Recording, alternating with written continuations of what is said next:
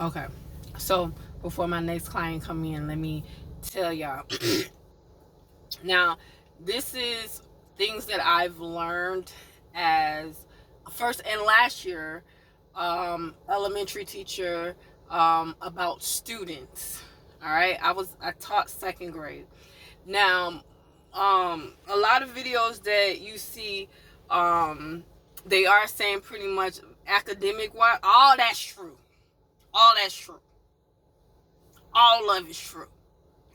But I wrote down some things because, baby, when I tell you, I was just in class, just like, just dabbling in the experience, and I just wrote down some things that I observed. Let me bring my seat down because my bond keep hitting the thing. But anyway, so first thing, at least second graders, elementary, I don't know, they gonna fight for your attention. Them kids gonna fight for your attention. They gonna fight for your attention. Like, don't let you be at the desk talking to one student, have a whole conversation with one student. They see that, all of them gotta come to the desk. Baby, sit down. Okay.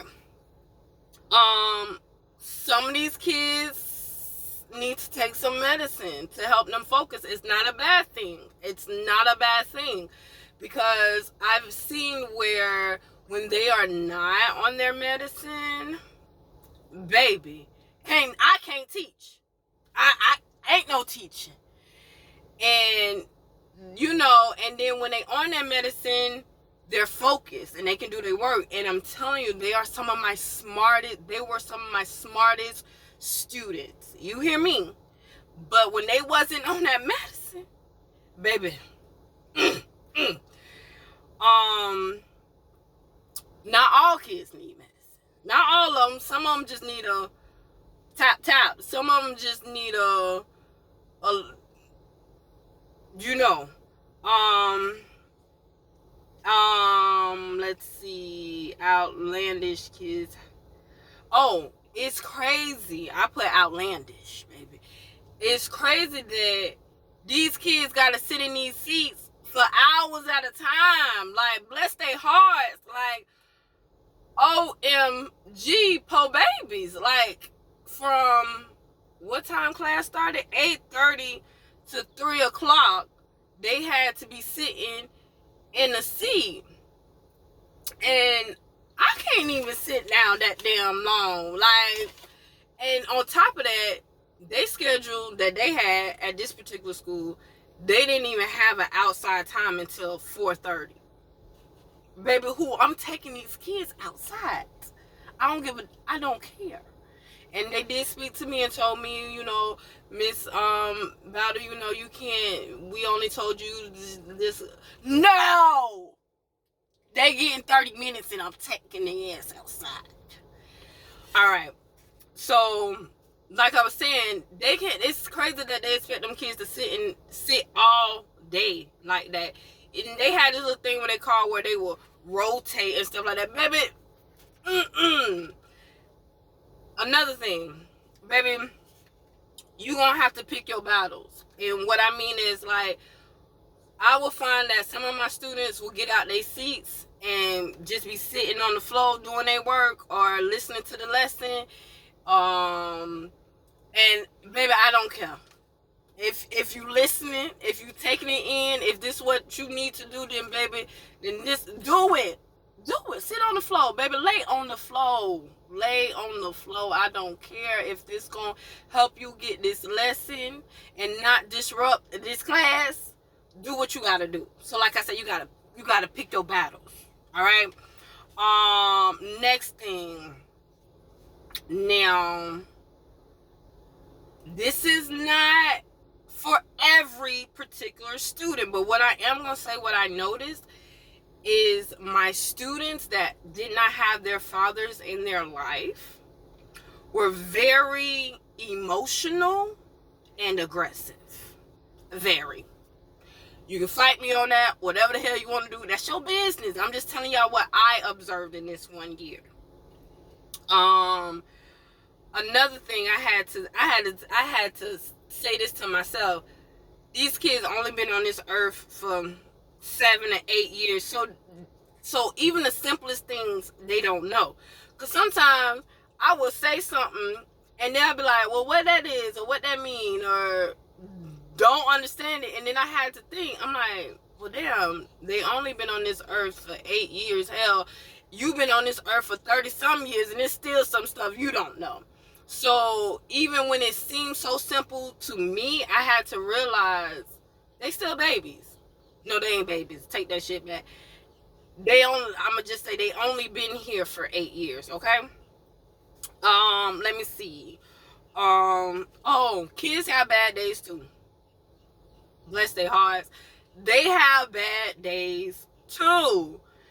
And with that being said, sometimes you just gotta give them their space, let them be, or whatever.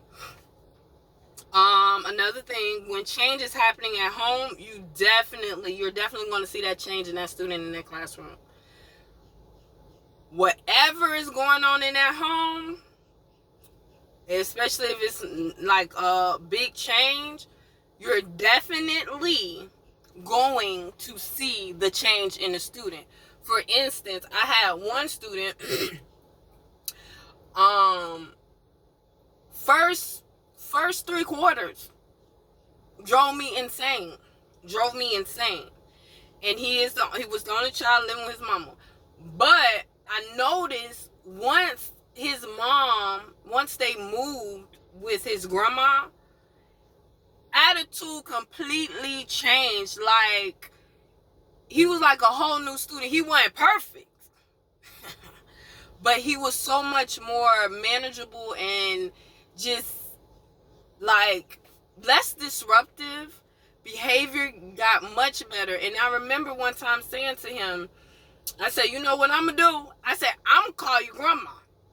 I ain't gonna call you mama. I'm gonna call you grandma. And he said, no, Miss Bella, please don't call my grandma. Because if you call my grandma, she gonna call my uncle, and my uncle gonna whoop me.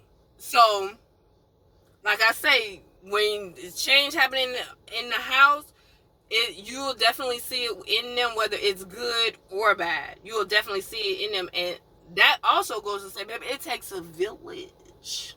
You hear me? It takes a village. All right.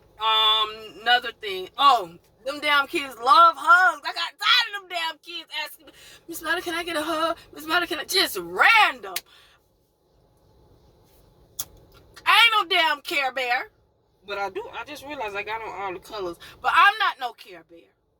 Like, oh my gosh. Love giving hugs. Love being hugged. Love damn being hugged. Oh, and with that being said, they don't respect your personal space. They be all here. Like, baby, give me 50 feet. I used to tell my kids, give me 50 feet. Because why you so close to me like this? For your students who don't pick up easily, you have to have a lot, sweet Lord Jesus, a lot of patience with them. Because it's not that they're illiterate, slow, or whatever you want to call it. It's just that they learn differently. I learned that they learn differently. Like, I would say to a student, they'll come up to me, Miss Battle, I don't understand what it's saying to me. So I tell them what it's saying. And baby, it's this one particular student, I love him. I would tell him exactly what it said. He would say it a whole nother way. But you know what? I would say, that's what you got. And he said, yeah. I said, well, baby, if that's what's going to help you understand this assignment, then that's what I said. So you got to have a lot of patience with them and know that they just learn differently. Each child learns differently. They're very impressionable. Baby, I had kids going home saying some of the stuff I was saying. I would tell my kids, I would let them know. Trust and believe. I don't care. Or whenever they would say, I'm like, my trust and believe. I had one parent told me, Miss Battle, what you call her, come home, and she be like, Miss Battle always saying, trust and believe, trust and believe. And then in class, I start hearing them say, them kids a trip.